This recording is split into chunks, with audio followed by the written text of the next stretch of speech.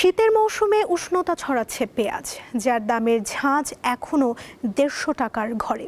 চালের দামও কিছুটা বেড়েছে, স্বস্তি দিচ্ছে না মাছের বাজারও। ঋতু হিসেবে হেমন্তের বিদায় ঘণ্টা বাজছে।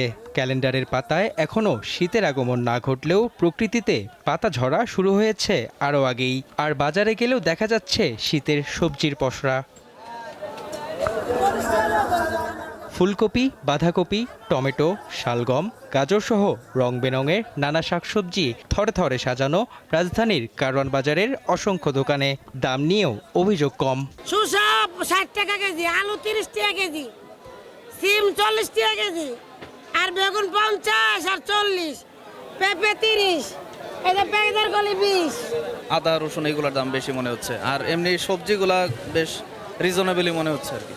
তবে দামের সেঞ্চুরি হাঁকিয়ে সেই ফর্ম ধরে রেখেছে পেঁয়াজ। এখনও মানভেদে ১৪০ থেকে ১৬০ টাকায় প্রতি কেজি পেঁয়াজ বিক্রি হচ্ছে। পেঁয়াজের যে পেঁয়াজের ঝাঁজের কিছুদিন যাবত যে পেঁয়াজের এই ঝাঁজটা এখনো আর কমে নাই। আজকে আনছে ১৪০ টাকা করে পাইকারি, তো লেবার বিল ৪২ টাকা পড়ছে। আমাদের বেচতে হবে কত ১৬০, মানে কাস্টমার খাইতে আসে না, এই জন্য ১৫০ টাকা বেচতে আছে।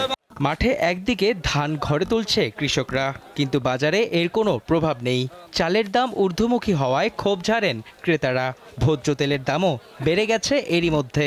কোনো মালের সরবরাহ কোনো ঘাটতি নেই। দাম বেশি তেল, দাম বেশি পোলাও চাল, দাম বেশি ছোটো মসুর ডাল, দাম কমছে খালি চিনি।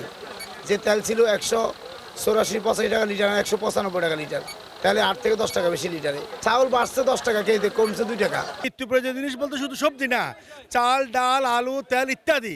কিন্তু এখন দেখা যাচ্ছে তেলের দাম আর পেঁয়াজের দাম যদি শুনি তাহলে মাথার চক্কর দিয়ে উঠতেছে। মাছের মধ্যে রুই আকার ভেদে দাম পড়বে। অন্যান্য প্রজাতির মাছের সরবরাহ বেশ ভালো, তবে স্বাদ নিতে দামে পড়তে পারে জিহ্বা। তেলাপিয়া ১৮০, পাঙ্গাস ১৭০, পাবদা ৩০০, আপনার রুই মাছ ৩২০, ছোটগুলো ২৮০, মৃগেল আছে আপনার ২৫০, কাতল ৩৫০। মানুষের ক্রয় ক্ষমতা থেকে একটু দূরেই আছে বলতে পারে। তারপরে মানুষের খেতে হবে, বাঁচতে হবে, সেই জন্য খাচ্ছে। কিন্তু আসলে এখন ডিসেম্বর মাসে যেভাবে পাওয়া উচিত ছিল বা পাওয়া যেত সেটা নাই। সাপ্তাহিক ছুটির দিনে দেখা যায় গরু ৭৮০ এবং খাসির মাংস প্রতি কেজি বিক্রি হচ্ছে ১,২০০ টাকায়। মেহেদী হাসান, দীপ্ত সংবাদ, ঢাকা।